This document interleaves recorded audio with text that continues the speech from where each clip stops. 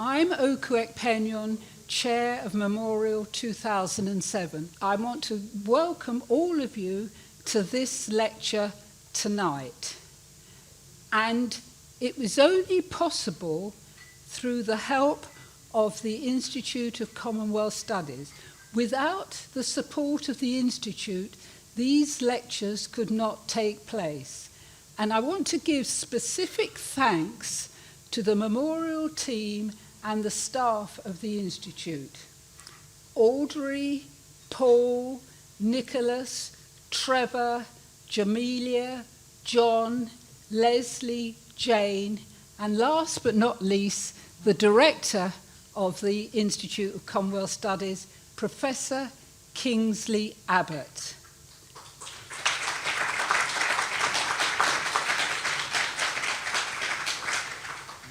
And if I've missed out somebody, which I hope I haven't, your contribution is equally valued. So without further ado, I want to introduce our speaker this evening, Professor Patricia Sellers. Patricia.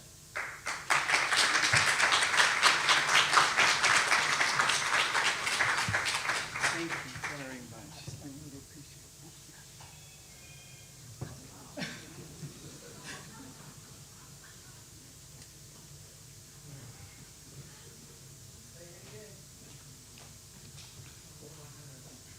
Good evening. I really want to thank Memorial 2007 for organizing tonight's lecture, and I especially want to thank you, Oku. I've met you today. I understand why people radiate when they stand next to you. And also thank you very much, Professor Kingsley Abbott. But I especially welcome you, the guests who have come out tonight to hear this lecture. I hope that by the end that we can enter into conversation. This evening, I will speak about remembrance and how we remember, and mostly how we forget features of the slave trade. And we forget that to our peril and to that of the rest of the international community.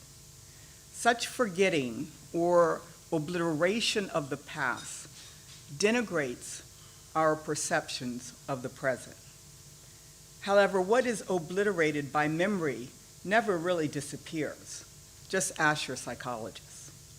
It submerges, then it resurfaces. It re-emerges, almost with a sturdy determination to carve and sculpt out your current existence. Hence, my remarks are entitled, The Reemergence of the Internal Slave Trade.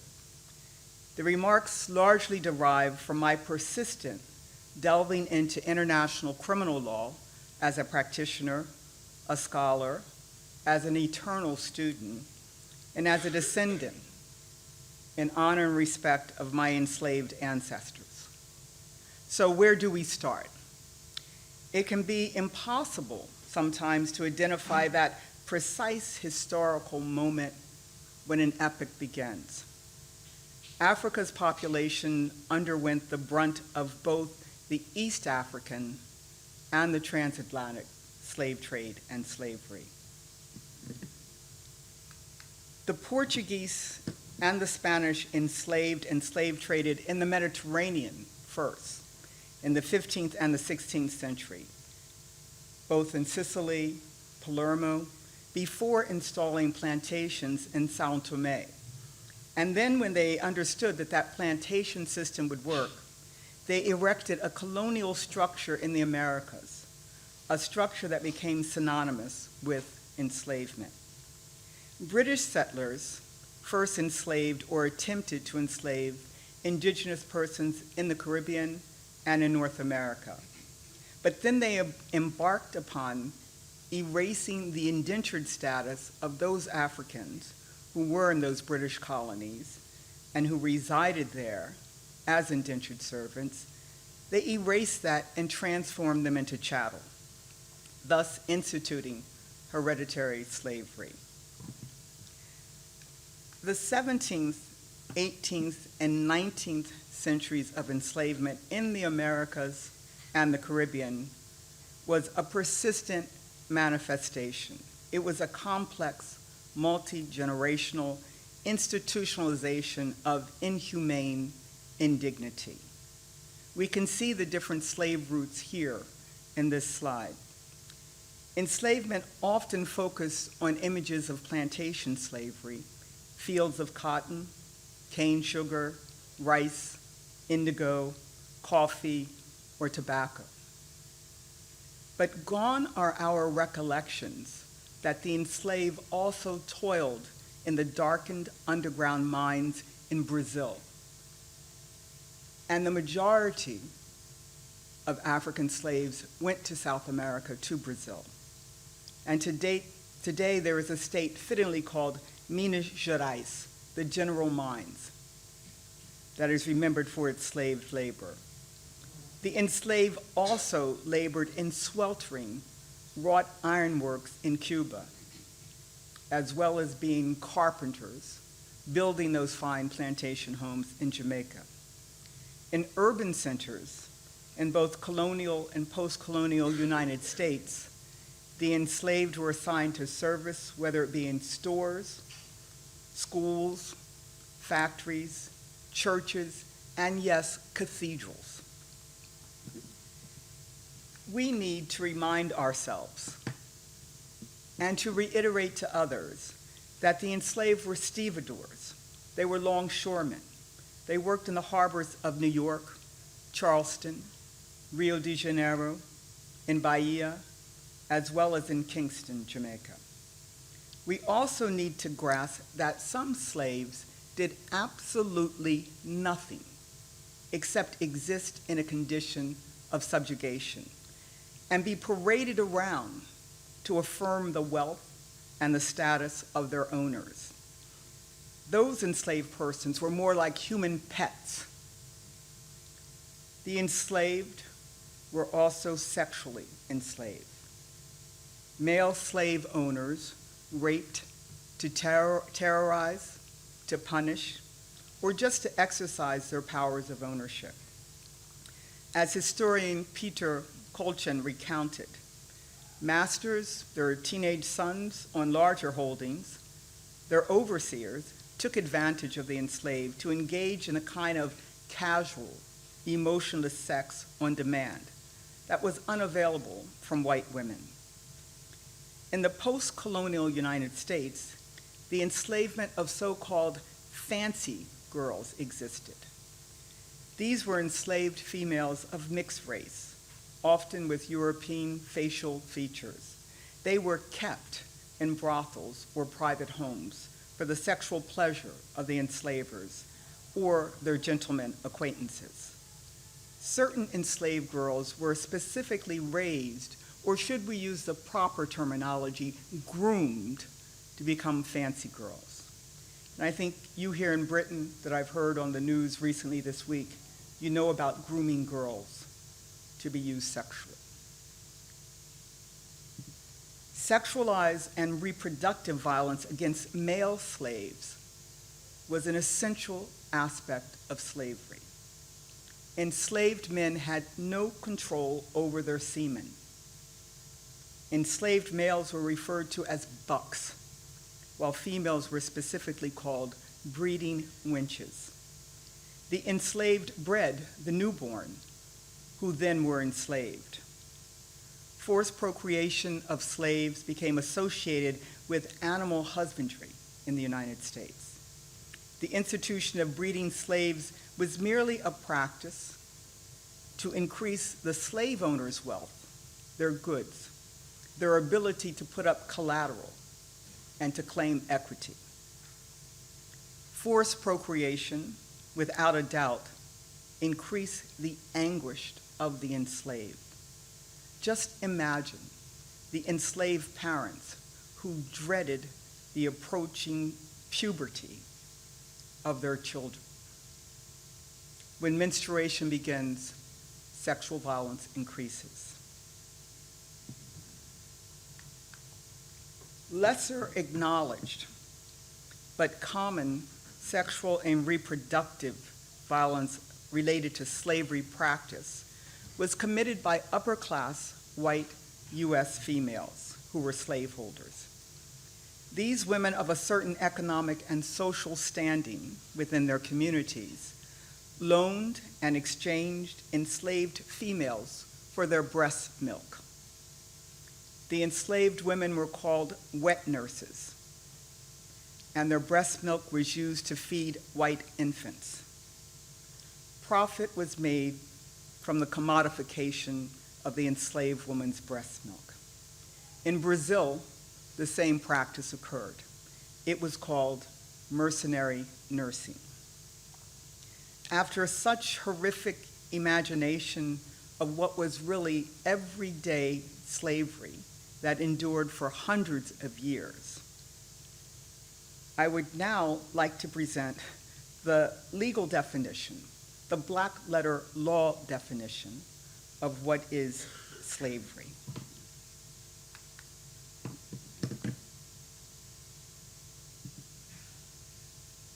The 1926 Slavery Convention that was promulgated by the League of Nations and then reiterated 3 decades later in the United Nations 1956 Supplementary Slavery Convention outlawed all forms of slavery.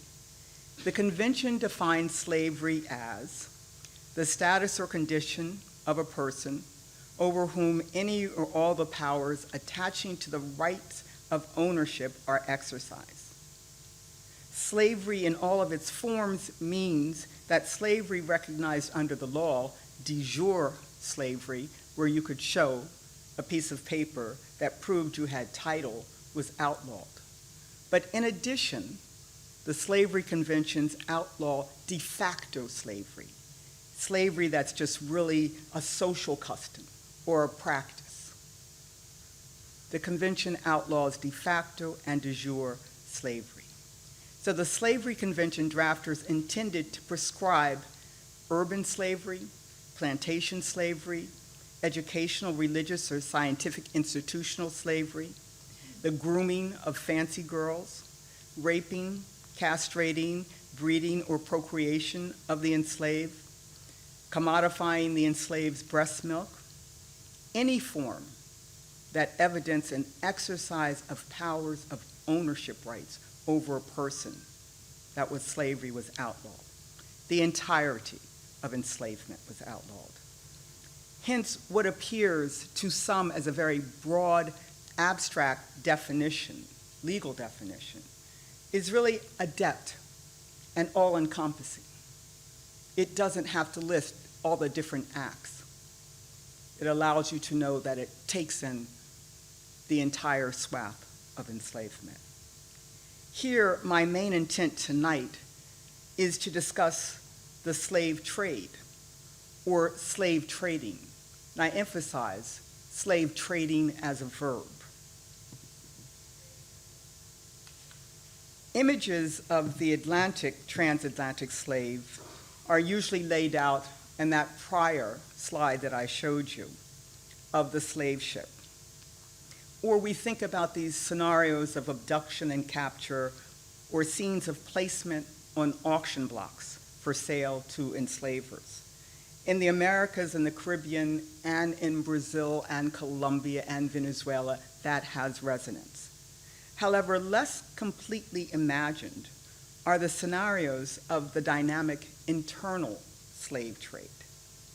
And by the internal slave trade, I mean the domestic slave trade after the trip across the ocean. In the United States, the internal or domestic slave trade occurred as a notorious commercial entity. Slave markets were located in places like New York City, New York, Montgomery, Alabama, Charleston, South Carolina, New Orleans, Louisiana. This is the map of the internal slave trading routes. No oceans are crossed. These are the descendants of the original African slaves. This is hereditary enslavement. Enslaved persons as human cargoes traverse ports, harbors, warehouses, depots, and they were conveyed internally throughout different states to city dwellings, to other rural plantations, to university campuses, yes, and again, to scientific institutions, in particularly medical institutions, where at times experiments were done upon them, and also to religious edifices. Oh, those cathedrals. Many social strata of post-colonial United States engaged in the domestic trade. That internal domestic trade could really be called a commerce because it was concluded usually by contracts. It was used to redeem debts. It was used as collateral for loans and to back mortgages. Insurance companies in the United States very much enjoyed the internal domestic slave trade. Less recognized in the internal slave trade is how common the practice was among family members. How? By inheritance. The internal slave trade occurred by legating your slaves to others. Slave trade occurred in the form of wedding presents, birthday presents, graduation gifts, or bequests and donations to organizations and institutions. Interestingly, white women in the United States were disenfranchised, and they were not allowed to own real estate during the era of slavery. But they could have a property interest over the enslaved. For example, Martha Washington, whose second husband, George Washington, was the first United States president. Martha brought as her dowry into the marriage 84 enslaved persons. Martha had a proprietary interest in those enslaved persons.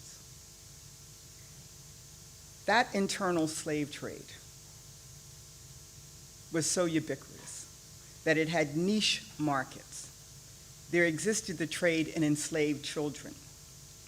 Children, boys and girls, usually enslaved by the very act of their birth, were a known commodity. They worked in sugar distilleries. They were offered as gifts to the children of slave owners so that they would always have a playmate. We remember the book Uncle Tom's Cabin and Topsy? As I mentioned before, mixed-race girls were groomed as fancy girls, meaning that they would be future sexual concubines. I emphasize that they were girls.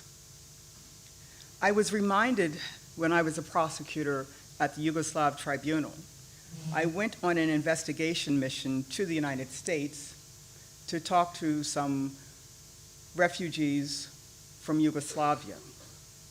I was sent to Kentucky.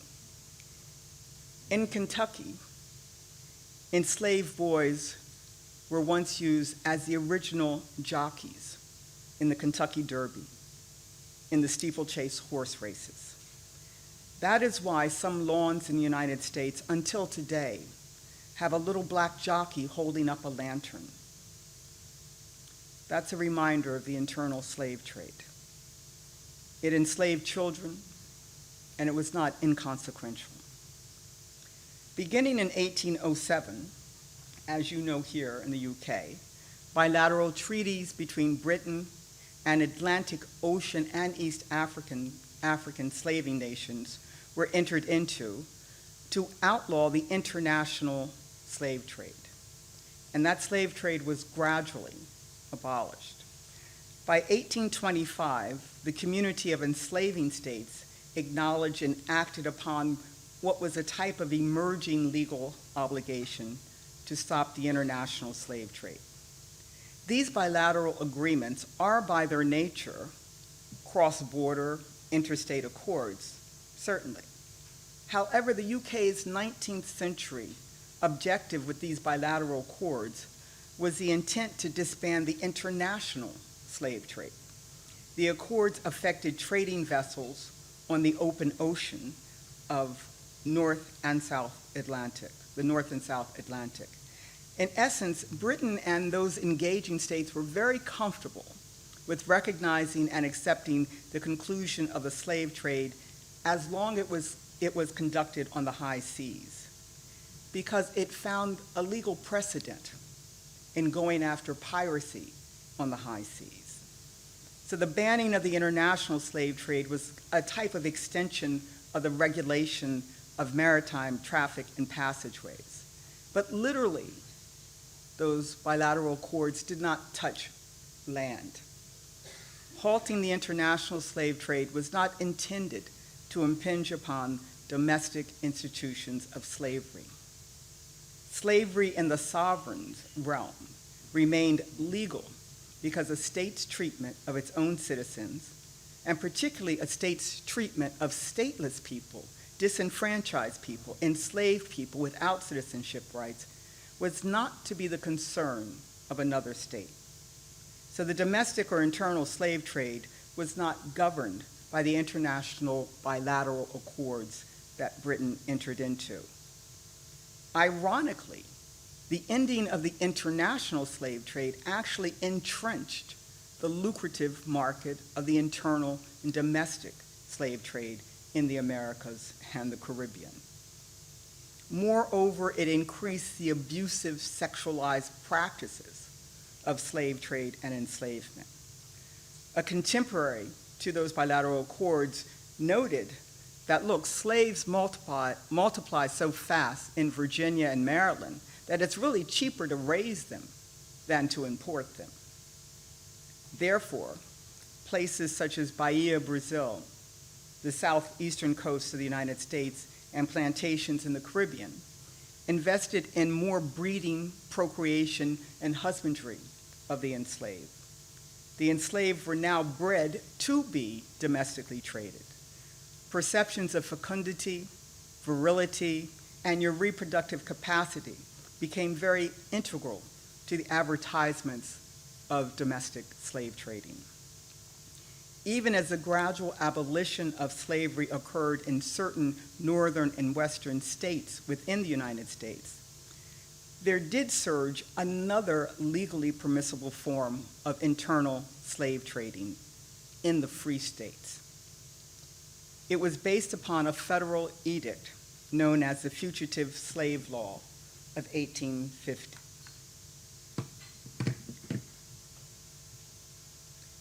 The formal title of this law was, and listen carefully, an act respecting fugitives from justice and persons escaping the service of their masters. The title is almost Orwellian. I understood today from Professor Abbott that this building has an Orwellian connection also. The Fugitive Slave Law recognized the return of formerly enslaved persons who had fled to non-slave territories in the United States. As such, the Fugitive Slave Law legalized acts of internal slave trading. So slave traders who tracked, hunted, kidnapped, jailed, and facilitated re-enslavement received the protection of the law. The self-liberated, derogatorily called runaways, received no protection. In 1859, the Fugitive Slave Law of 1850 was challenged in the United States Supreme Court in the case of Abel versus Booth. The Supreme Court upheld the Fugitive Slave Law and recognized the rights of internal slave traders and enslavers who re-received their goods. It denied justice for the self-liberated. But actually, the very first United States federal law that outlaws internal slave trading was written in military law. It was a provision of the Lieber Code. The Lieber Code is a humanitarian law instrument. And among international lawyers, the Lieber Code is put on a pedestal, but not for the reasons that I'm about to tell you. President Lincoln is the one who issued the Lieber Code. It was called Order 100, and it would govern the conduct of United States troops. But in reality, it only governed the conduct of the troops of the North, because the Southern or Confederate troops were in rebellion and had seceded from the Union. But the Lieber Code as military law, for me, contained this remarkable set of articles.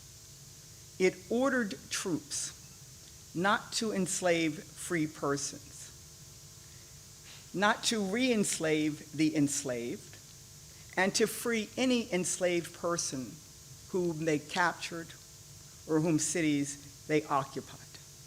To do otherwise would be considered a war crime. So the Lieber Code can be said to have inserted in the law of armed conflict a form of abolition by outlawing enslaving and slave trading of occupied enslaved persons. The Lieber Code was issued 3 weeks before President Lincoln pronounced the Emancipation Proclamation that unilaterally freed the slaves in Confederate states who were in rebellion against the U.S. government. Again, the Emancipation Proclamation must be understood as not giving freedom to enslaved persons in any northern state or southern state who was not in rebellion against the U.S. government. So therefore, the states of Delaware and Maryland that were not Confederate states, their enslaved persons were not freed by the Emancipation Proclamation. They would have to wait until 1865 with the passage of the 13th Amendment of the U.S. Constitution. But abolition of slavery and the internal and domestic slave trade did continue within the Americas and the Caribbean. Cuba was the last country in the Caribbean to outlaw slavery in 1883. Brazil held the dishonor of being the very last country in the Americas to outlaw slavery in 1888, almost 100 years after Haiti's self-liberation of both colonialism and enslavement in 1790s. And Britain freed their enslaved colonial populations when?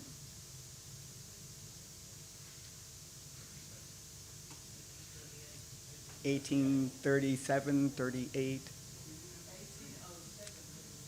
Well, that's when the bilateral accords.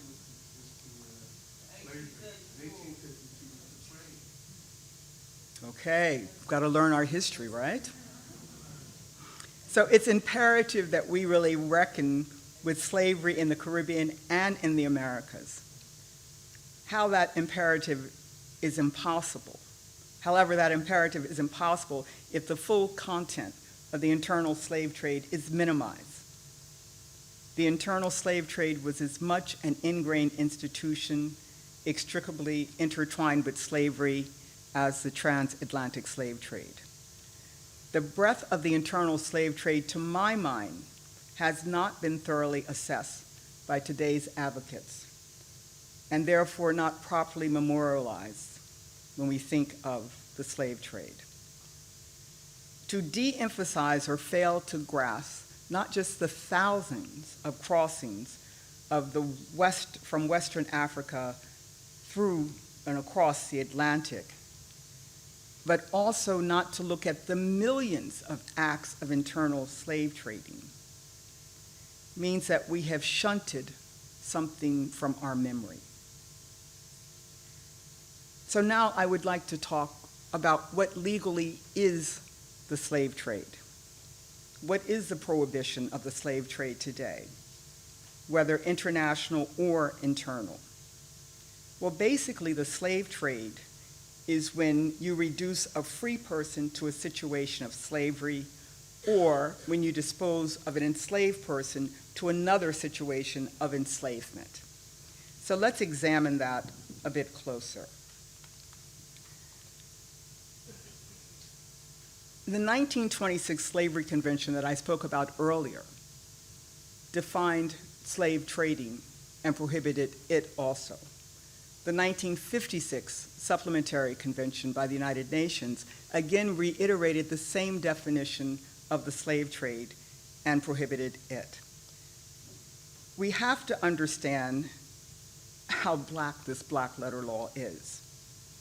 The definition of the slave trade has 3 categories or types of conducts, and let me briefly go over those with you.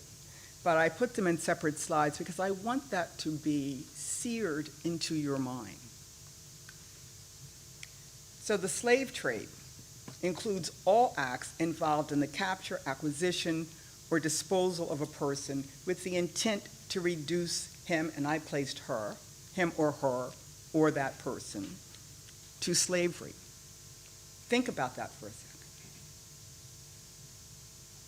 Any way that you become free, that you are free and you become enslaved, whatever that act was, is the slave trade. Disposal is a wonderful word for lawyers. It is so broad. The next part of the definition of the slave trade is that all acts involved in the acquisition of a slave with a view to selling or exchanging him or her. What this really means is that the enslaved can continue to be slave traded. It is not a one-time act. So anytime the enslaved are further acquired, sold, exchanged, they are slave traded. And then the third part of the definition of the slave trade are all acts of disposal by sale or exchange of a slave with a view to being sold or exchanged, and in general, every act of trade or transport. Now, this one sounds like a mouthful, but what it's basically saying is that when you have a series of slave trading before you get to the next situation of enslaved, each of those acts, each of those means is slave trading. And all forms of transport of the enslaved to different places is slave trading. The 1956 convention did add an additional form of transportation, and that was the airplane, because I think between 1926 and 1956, airplanes became more common. So the transport of the enslaved on airplanes is slave trading. So the slave trade's legal prohibition is comprehensive, although I think it is understudied and not well known. But surely this definition, so broad, drew upon the historical enslavement and slave trading of Africans and their descendants in its criminalization. It picks up conveyance of any kind, gift, bequeath, lottery bets, rewards, inheritance. It picks up the wooden wagon that takes the enslaved to the next place. What must be understood by contemporary international lawyers, but more importantly by the international community, is the relevance of the definition of the slave trade. The other thing is that the slave trade is a precursor almost to every act of enslavement. The only time that I can think that someone has been enslaved and not first slave traded is probably at birth, the newborn enslaved infant. We have to understand there's a relationship. Slavery and the slave trade occur in tandem, yet each is an egregious international crime in its own right. So keep in your mind this slave trade and slavery framework. This is the legal framework. The slave trade is analogous to the transfer of illicit goods without having to own those goods.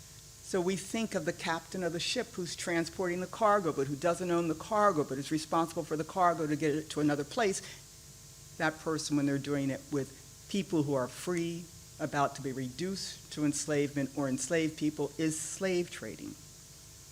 The slave trader, unlike the enslaver, doesn't have to exercise powers of ownership over the cargo.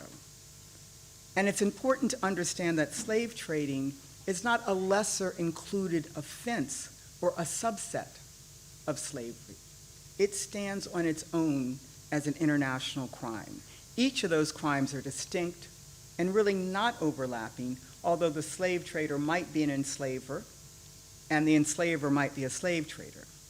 The slave trader might intend and therefore act to reduce a person to enslavement, and then maybe learn that the potential buyer does not want to buy, does not want to enslave. Has an act of slave trading taking place? Yes. The slave trader does not have to have a successful buyer. Thankfully, the person who was intended to be enslaved remains free, even though an act of slave trading has occurred. And there's one last legal point that I must underscore. Consent, the consent of the enslaved, is legally immaterial to slavery crimes. It is not legally relevant whether a person says, I want to be a slave, or I would like to be slave traded to this plantation so that I can see my daughter, or I would like for you to buy me so that another more evil enslaver doesn't buy me. All of those forms of consent of the enslaved are legally immaterial to prove that slavery and slave trading occurred. Slavery and the slave trade, international and internal, are the legal legacies of our ancestors. I would like them to be respected. However, a peculiar phenomenon, a peculiar legal phenomenon, has happened with international law's application of these international crimes of slavery, but in particularly of the slave trade. Granted, the 1926 and the 1956 slavery conventions are cornerstones of international law. Granted, the Universal Declaration of Human Rights and the International Covenant on Civil and Political Rights recognize slavery and the slave trade as non-derogable, meaning no exception given, human rights violations. As human rights violations, they have the highest value, whether in peacetime, whether during times of war, or during political emergency. You have a human right not to be enslaved or to be slave traded. And granted that additional Protocol 2 to the Geneva Convention and Rule 94 of the International Committee of the Red Cross prohibit both slavery and the slave trade as war crimes, whether it be international armed conflict or in civil war. That's a bit of the legacy of the Lieber Code.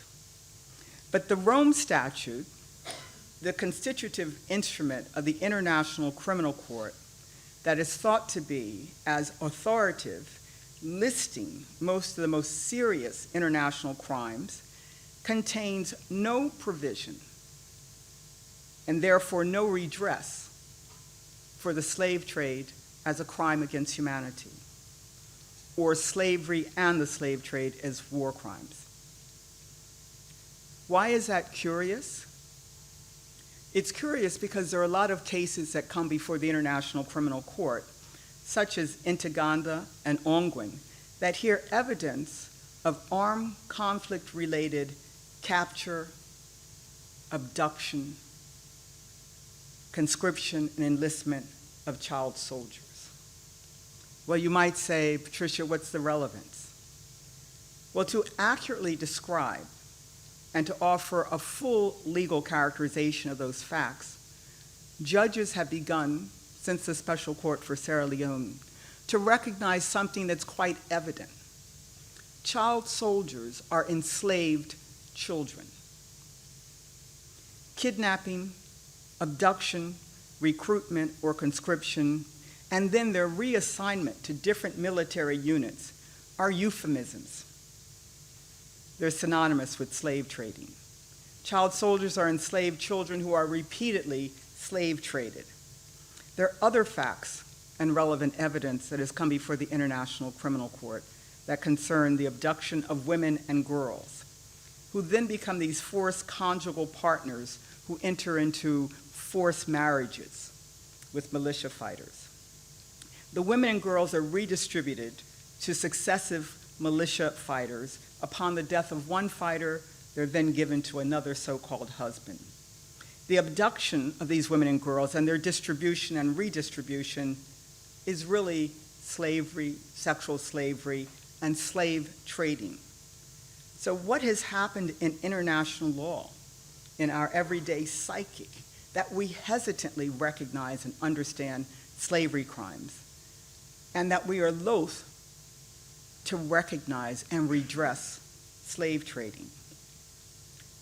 Moreover, national codes, I would say, have the same psychic quandary.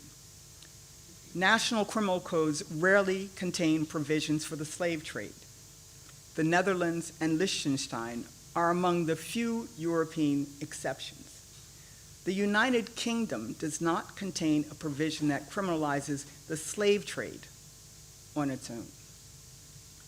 What has caused this erasure? One word: trafficking. We hear a lot about trafficking. As a matter of fact, trafficking substitutes for when we should be saying slave trading.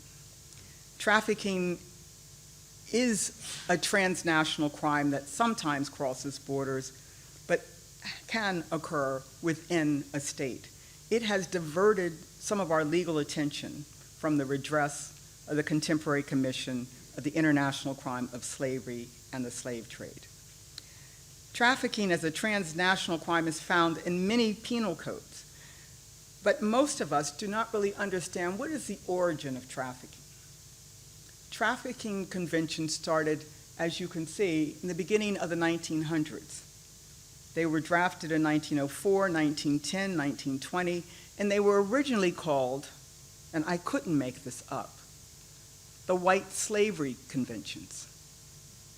And they were called the White Slavery Conventions because they applied to white girls and women who were taken across borders for illicit purposes. They're conventions about morals.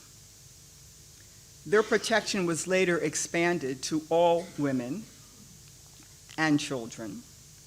And today, trafficking is found in the Palermo Protocol of the United Nations Convention on Organized Crime. Now, trafficking might factually resemble the slave trade or enslavement, but it's not the same, and they've been terribly conflated. But you can understand that you have a 1926 slavery convention on one route and a whole other route of trafficking conventions for white slavery.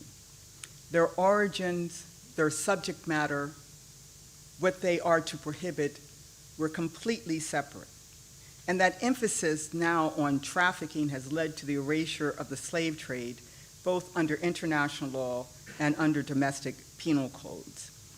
The slave trade is an international crime, and unlike trafficking, it does not require proof of the use of force or coercive circumstances. And if there is force and coercive circumstances with slavery or slave trading, it's legally irrelevant. What we're looking at is the intent of the slave trader or the enslaver. To establish the slave trade, there is no requirement that you have to prove exploitation. To establish slavery, you do not have to prove exploitation, although, yes, most slaves were exploited. Remember what I said before. The enslaved do not have to do anything. It is a status or condition that is per se undignified. So today's legal language often prioritizes what I call a false legal hierarchy: trafficking over slavery, and in particularly trafficking over the slave trade. And I would not hesitate to suggest that the slave trade is a difficult word to pronounce. It's weighted. Yes, it brings history. And yes, it might cause uncomfortableness or even guilt. Trafficking removes the guilt, removes it from the state, the individual, removes it from the weightedness that those institutions developed. And it only points a finger where? To organized crime, not to international wrongful acts. Trafficking does reach horrendous conduct. I am not saying that it doesn't, as you did see this week in Britain. But it doesn't substitute for the prohibitions of the international crime of slavery, the slave trade. but our uninformed psyche that is trying to repress things that make us uncomfortable have led to misguided legal codes and statutes and erroneous conflation. However, there is a re-emergence of the international crime of the slave trade. It is underway. Sierra Leone, who is vice president of the International Criminal Court, and of course an Assembly State Party's member, has proposed and has been supported by many countries in Latin America, Africa, and the Caribbean, has proposed to amend the Rome Statute. The proposed amendment would enumerate provisions for the slave trade as a crime against humanity under Article 7, and it would amend into Article 8 that covers war crimes, both slavery and the slave trade. So in December of this year, the Assembly of State Parties will vote upon what is now seen as almost a non-contentious amendment to add the slave trade as part of crimes against humanity, to make the yellow donut whole, and to add both slavery and the slave trade as war crimes, to make the brown donut whole. Until today, the UK has not signaled support of this amendment. So there is advocacy to be done.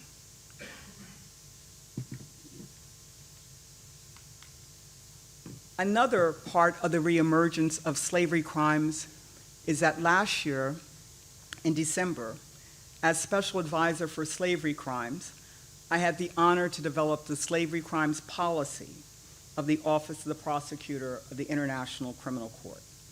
It was the first time that an international judicial body examined its current strengths and weaknesses in relationship to the adjudication of slavery crimes.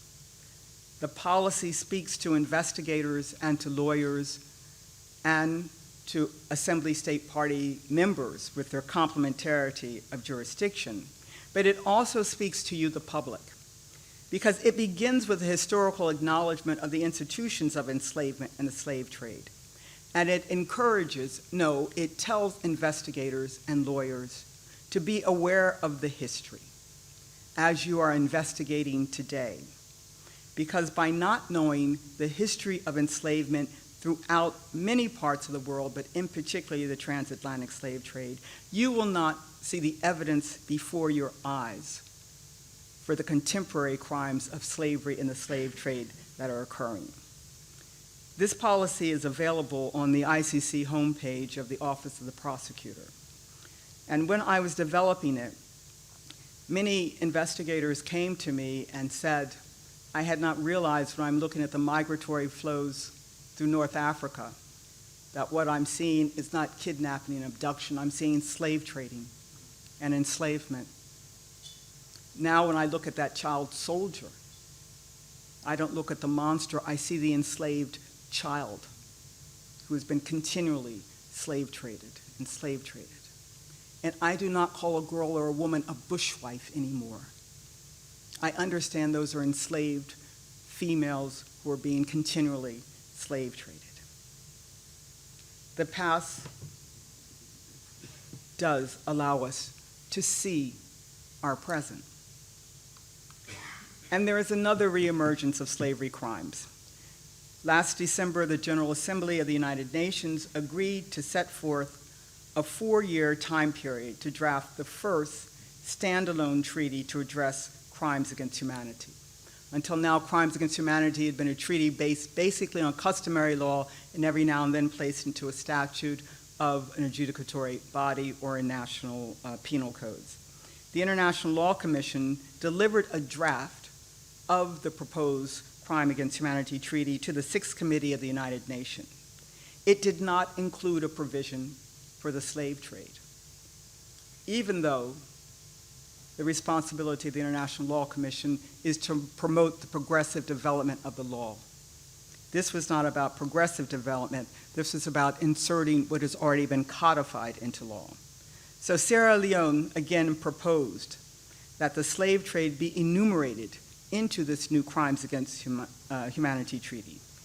Sierra Leone is joined by the group of friends and by large coalitions of civil society. The reemergence of the slave trade is now gaining momentum. And my speaking to you tonight is part of that momentum.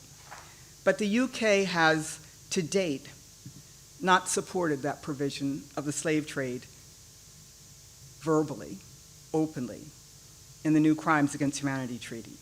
So once again, I will say, there is advocacy to be done.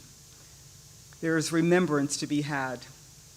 And there must be a restoration of the prohibition of the slave trade and important international instruments.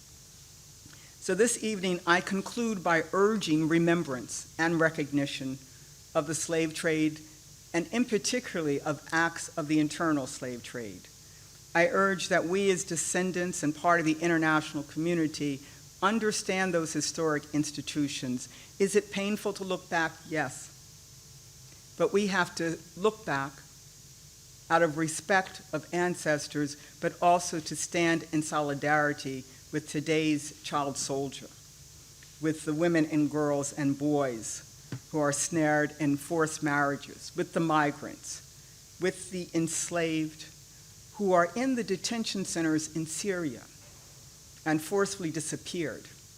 How can you be forcibly disappeared unless someone is exercising powers of ownership over you? And every time you're transferred to a new detention center, look at that as an act of the slave trade. We have to go beyond our images of plantation life. Get to the stevedores, get to the fancy girls, and get to the prisons in Syria.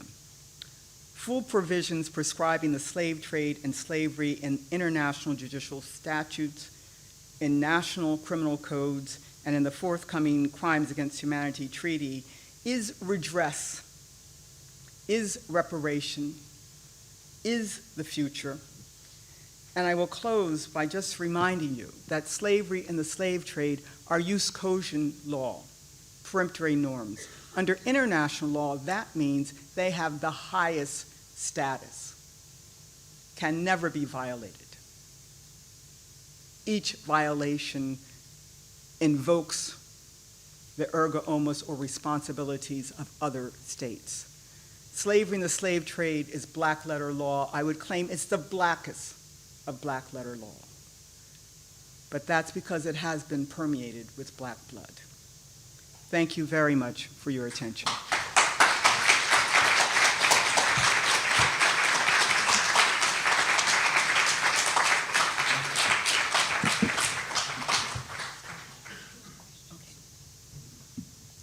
Thank you very much, Patricia, for such an interesting delivery. And I'm sure that several of you have got questions you'd like to ask. And I mean questions, not statements, please. So would you please be sensitive to that, because the time is limited and Patricia is more than willing to answer any questions you may have. So if anyone would like to start off with any questions? Oh. You've explained it all so well that no questions are needed. Oh, okay. Yes, James. This is James Chiriankandit from the Institute of Commonwealth Studies. You mentioned the need for advocacy work here in the UK. Would you like to say anything about why there might be the need for that, why the UK government has not yet expressed support for these changes that you have been talking about? Thank you. Well, I think the need for it is obvious, is that we have an impunity gap because there's a legal gap, because there's no provision for the slave trade and slavery and slave trade as war crimes or crimes against humanity, and that you only draft a international law convention maybe once every 25 years, 50 years. So what are you waiting for? This is the time to put in a provision for the slave trade. Why is the UK government not doing it? I really don't know. I think that they have been informed as other member states of the United Nations or Assembly State Parties, members of the International Criminal Court. I believe that the legal technical discussions have been had with them and can continue to be had with them. I would want to ask you, why are they curiously silent on, I will tell you as an international criminal lawyer, this is a no-brainer law. This is the one that is so obvious. It's backed up by conventions, it's jus cogens. The silence is disturbing.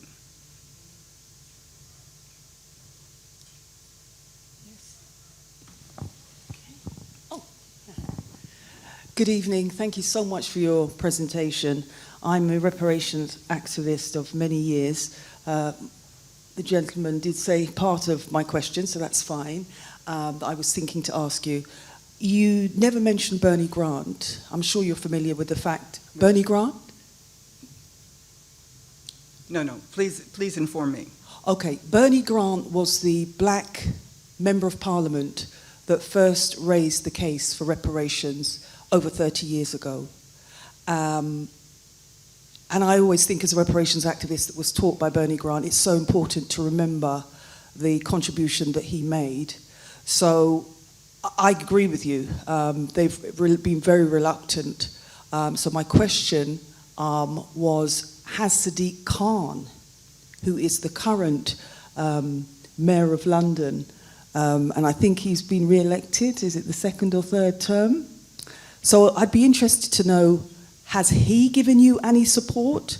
Because he is the current mayor of London.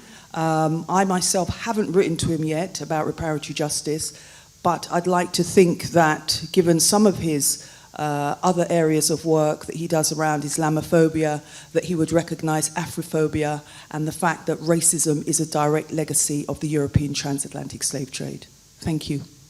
No, he hasn't written to any of the entities with which I've been engaged in terms of amending these provisions. One thing I would like to say about reparations from the International Criminal Court level is that the International Criminal Court does give reparations to certain victims who have been classified as victims in terms of a perpetrator or a situation. So there have been reparations for sexual slavery, but there can be no reparations for the slave trade because the provision is not there.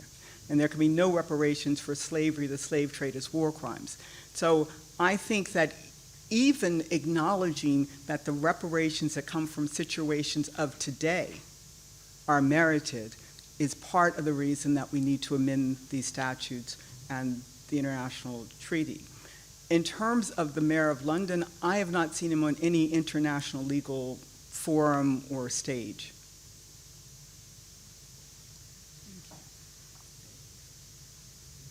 Thank you. Oh, Steve. Sorry, we can't hear you. Yeah, it's not. Yeah. You mentioned at the start of your talk how the issues around slavery and enslavement sort of disappear from our minds and come back again.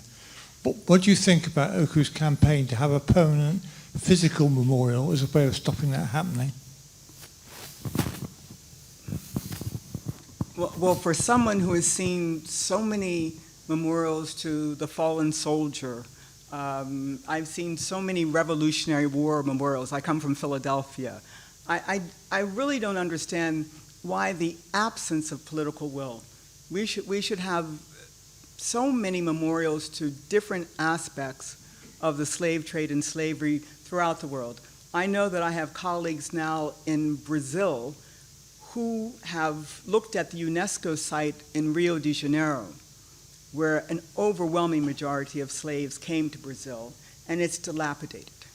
And they're trying to raise funds to have a proper memorial. I also know that through the hard work of Stephen Brierson, that at least in the U.S., In Montgomery, we have a lynching museum.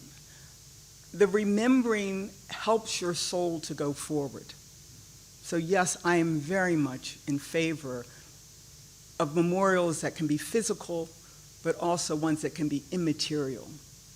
And I think that we owe it to our humanity to construct them.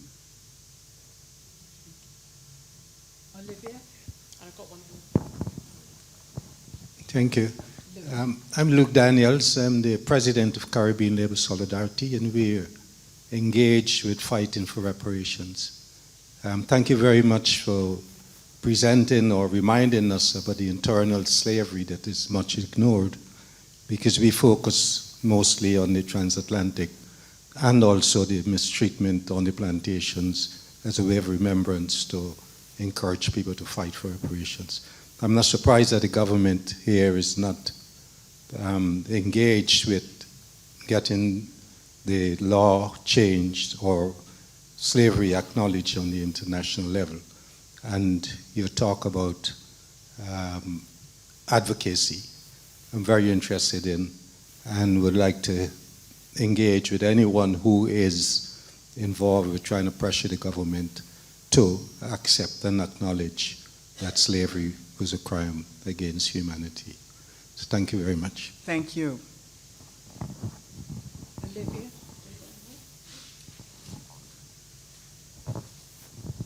Thank you. My name is Olivia. I'm with the Institute for Commonwealth Studies.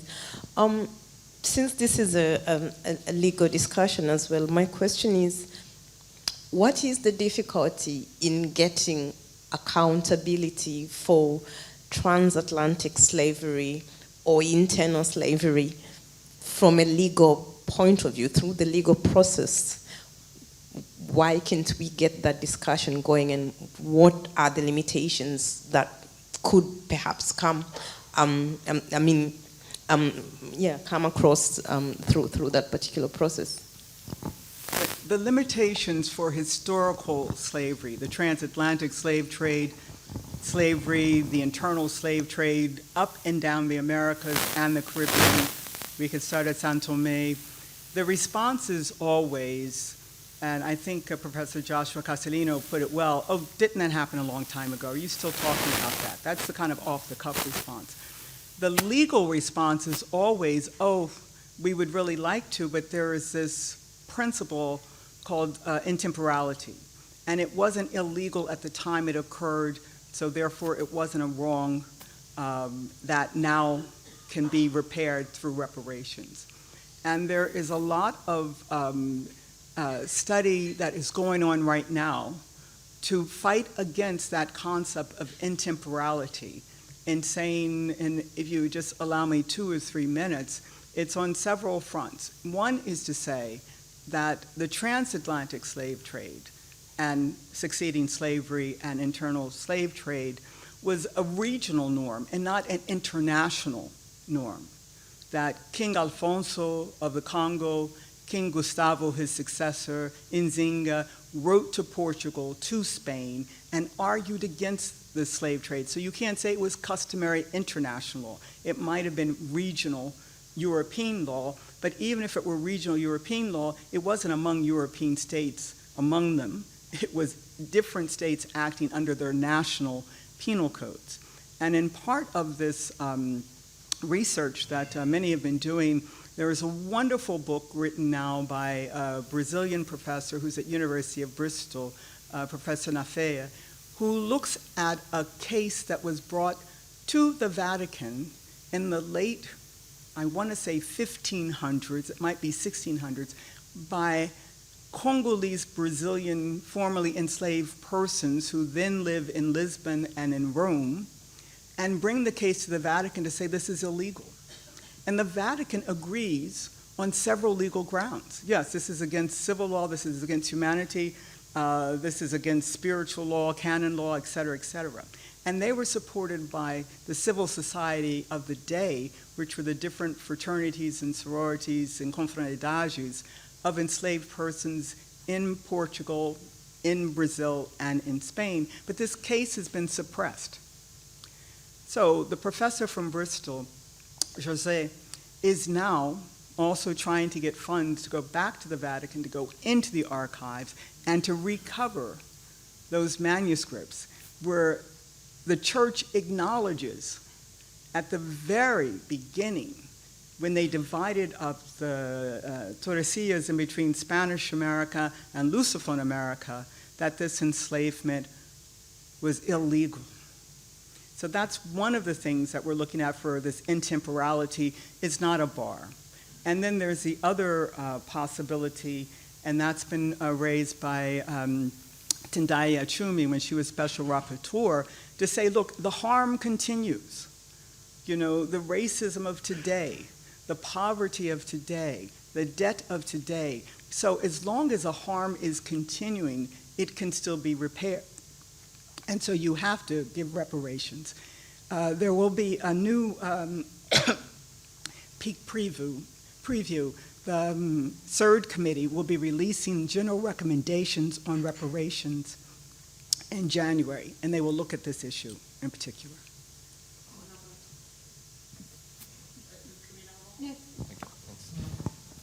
Thanks so much, Professor, and thanks to the Institute and Oku as well for hosting us. This is second Memorial 2007 lecture, and this one was excellent. You spoke a bit about reparatory justice, and I was thinking while you were speaking to ask you what, from your perspective, what that actually looks like, because we see different member states, CARICOM member states, for example, having a 10-point action plan on what they consider as reparatory justice.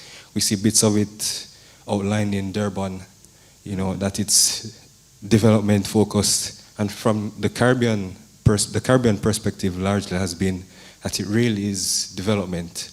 But I would like to hear from you, what are your thoughts on what is reparatory justice? And I would go further to say, as second question, how we may go about quantifying that, if we are able to. Thank you. Thank you very much. Well, first of all, there are many of you who are experts on reparatory justice sitting in the room. I am not one. So I'm really speaking in my personal, independent opinion and capacity. I think it's hard to understand the breadth of what would reparatory justice be if we don't understand and acknowledge what the harm was. And that's why I've concentrated today on the internal slave trade, and why in other presentations I concentrate on the very sexual and gendered and reproductive nature of enslavement. And there could be also expressions in terms of economic loss, quantifiability, psychic damage. So it's hard for me to understand what do we mean by reparatory justice unless we understand the harm.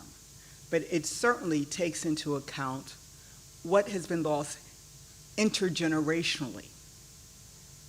It has to take into account that I don't know my gods until I get to Brazil, and I understand the gods that some of the Congolese descendant or the Angolan descendant are worshiping. I also know that there were a large number of Muslims who were enslaved, and particularly in Brazil. Little side effect about that is that they had a rebellion in Bahia, and they sent some of those Muslim slaves back to the Senegambia. They said, we don't want you here. You guys are too fierce. I realize that I have psychically lost something by not understanding these roots, be they spiritual, be they traditional.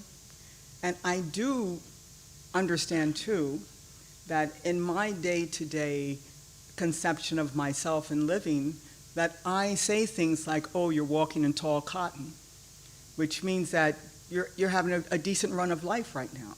But where does that come from? I've heard that because of grandmothers and great-grandmothers, where the slave says, at least today the cotton was tall, I didn't break my back. So what are all the things that were really considered and contain the harm? And then how do we repair that, not only among ourselves, but with the descendants of those who did the harm, and I mean successor states or whatever. So I really do believe that your question is a vital one, but those institutions lasted for hundreds of years. It would be a miracle if we could figure out in 10 years what the harm and reparatory justice really were comprised of. Thank you. There's opportunity for one last question?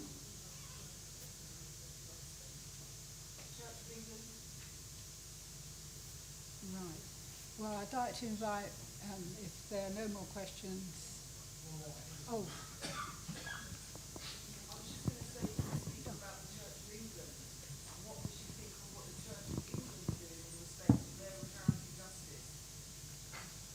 Well, Trevor, who wants to put a question, is a member of the Church of England. So, Trevor. I wouldn't say that. Sorry, I didn't mean to. Really is it just a question? Obviously, not being British, you're an outsider. You may see our culture more clearly than we do. It seems to me, it feels to me that we have a very, we because of Wilberforce, and we see ourselves as the ones who are stopping slavery.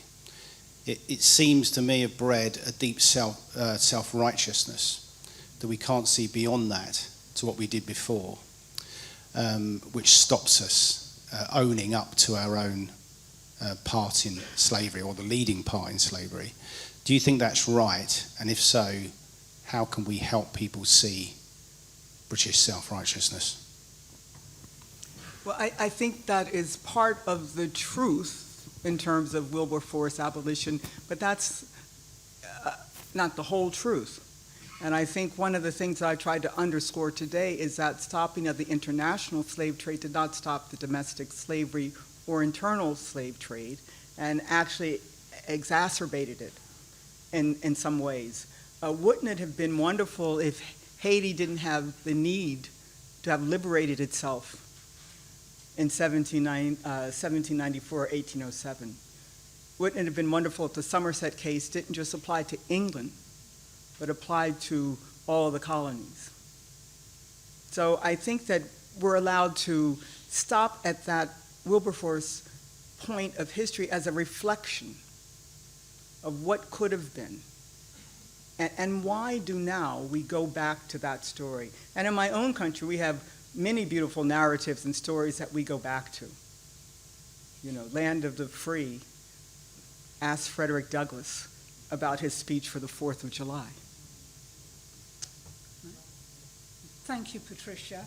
And we're now going to close this part of the evening with closing remarks from Professor Kingsley Abbott. Thank you, Kingsley.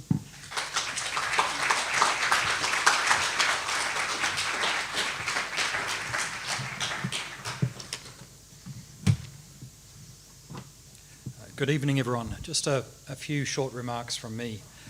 Excellencies, friends from some of the CARICOM High Commissions and others, and all of you, thank you so much for joining us here tonight for this annual Memorial 2007 lecture, which I have to confess has become something of a highlight of the year for me, although I know that Oku would probably prefer that there was no longer any need to hold them. But I'd like to begin by really thanking tonight's speaker, Professor Sellers, for giving so generously of your time and for your scholarship and for inspiring all of us with your words and your wonderful storytelling, and by giving us a legal framework in which to think about some of these issues that so many in the room are wrestling with. And, you know, Professor Sellers is really one of the greats in the field of international law, someone who I personally have followed closely for many years, so it's just a tremendous honour to have you here at the Institute of Commonwealth Studies here tonight. And I think I can speak on behalf of all of us how much I enjoyed the message that you gave us, that what is obliterated by memory never really disappears, and the harm continues. As always, a big thank you to you, Oku, and your team for bringing us all together to talk about Memorial 2007. When I first joined the Institute of Commonwealth Studies, and time is passing, I think it was about 2.5 years ago now, Oku was one of the first people I met and has since become my friend. And I think the thing that struck me so much when I first met Oku was your clarity of vision and purpose behind Memorial 2007, which is education, something that you said to me many times. Kingsley, this is about education for future generations, for all of us. And although I have British heritage, I'm from Aotearoa, New Zealand. I'm relatively newly in the UK. And, you know, to also answer the question as an outsider, someone who's just flown in, I'm, you know, astonished to learn from Oku that in a city where you can't walk left or right without falling over a memorial, there isn't a memorial to victims of transatlantic slavery and their ancestors. And I think that simply has to be remedied as a way of acknowledging and reckoning with the past so that future generations can really use it as a focal point to learn the truth about what happened. And having worked on justice issues in different parts of the world, which has been, you know, my honour and my privilege throughout my career, I have seen the power of memorials when done carefully and sensitively and alongside and with really deep consultation with affected communities. They can have a powerful impact not only on establishing the truth, but also on recognition and returning dignity to those who've been affected. But these campaigns require solidarity and they require support, and our support, and they require resources. And I think the second thing that really struck me when I talked to Oku about Memorial 2007 was how much work that Oku and her team have already done. And I want to draw your attention to the maquette that's out there in the hallway. You may not have seen it as you walked in. And so, whilst tonight is not about fundraising for Memorial 2007, it doesn't receive any public funding, and it's really run by a small team of volunteers. So if you feel able to, no pressure of course, I would encourage you to consider making a contribution. I would like to just finally make a special note of recognition and mention of our friends from the CARICOM High Commissions who've joined us here tonight. Again, we know that CARICOM has played an important role in ensuring that the issue of reparatory justice has remained on the agenda in many different spaces, including in the Commonwealth. And they came together last month in Addis with the Africa Union for the second Africa CARICOM Summit in Ethiopia. And I'm told that the outcome of that gathering of the African Union and the Caribbean was a positive one. So just to mention that I'm pleased to announce tonight, because I think some of you in the room will be interested. You'll recall that last year the lecture was delivered by Sir Hilary Beckles. He will be back in London in November and will be delivering a second lecture in this room on how that work and how those negotiations are progressing on the evening of the 17th of November, if you're able to join us. Lastly, please stay around for some refreshments. Let's make some new friends this evening. Also, I'd just like to, on behalf of the Institute, thank Oku, her team, Audrey, all of Memorial 2007, the team in the Institute of Commonwealth Studies, Jane, Leslie. Martin in the back of the room also has some books. He's authored some terrific books on this issue. Feel free to take a browse. And our friends who held everything together in terms of the audio-visual tonight, thank you as well. Thank you all.